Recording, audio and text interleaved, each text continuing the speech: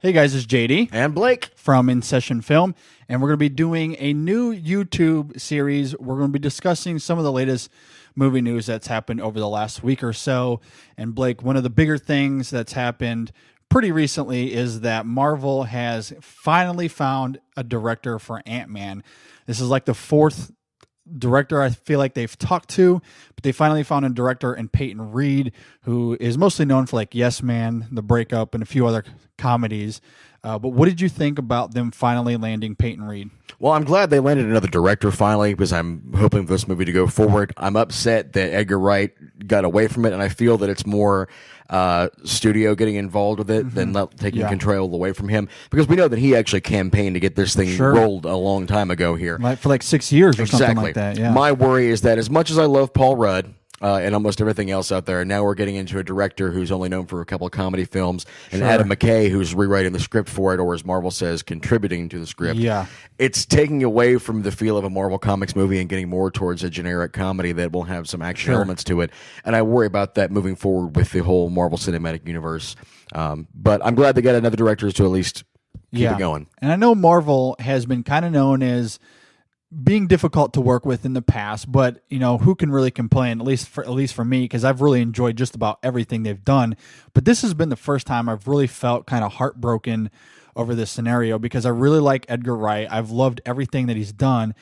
As you mentioned, he's been working on this for such a long time, and then for Marvel to kind of more or less go behind his back, rewrite the script without him being involved, to me was kind of, it has red flags there for me, especially since it took so many directors for them to talk to before they finally got to one that they were okay with, and one that I don't know if I am. Like, those movies aren't super special for me. Exactly. And this was a project I was excited for, so I'm not really sure how I feel about this. I was more excited for it because I'm a big Edgar Wright fan. Yeah, and for taking sure. it away from it. So that's kind of sad news here. I'm curious to see how the rest of the internets feel about that.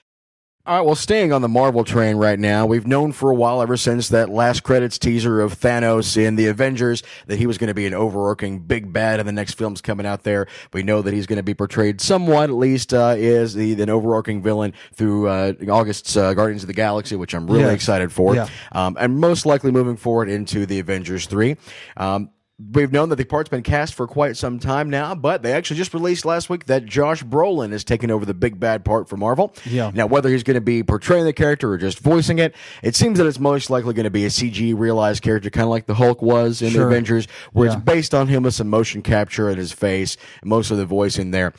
I'm excited about this. I think he has the gravitas and the voice and the power to take that role over there big time, and also a good chance for him to make a better comic book movie character out of himself than Jonah Hex or what he's done with the Old Boy as well. So what do you think about that? No, I completely agree with you. I think with just kind of the way that he can be that gritty, kind of the way that his voice is just kind of really deep, I think he can portray that kind of menacing tone that you're going to want out of Thanos. And it'll be kind of interesting, as you kind of mentioned, if he does any motion capture there.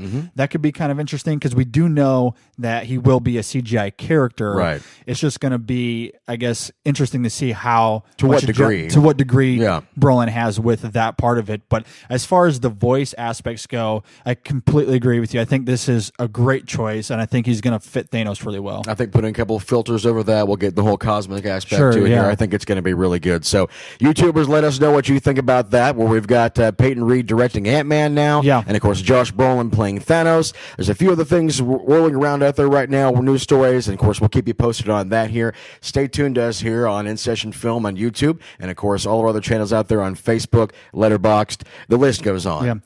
Yeah, leave a comment below, subscribe, let us know, or email us InSessionFilm@gmail.com. We'd love to hear from you. We'll see you guys next time.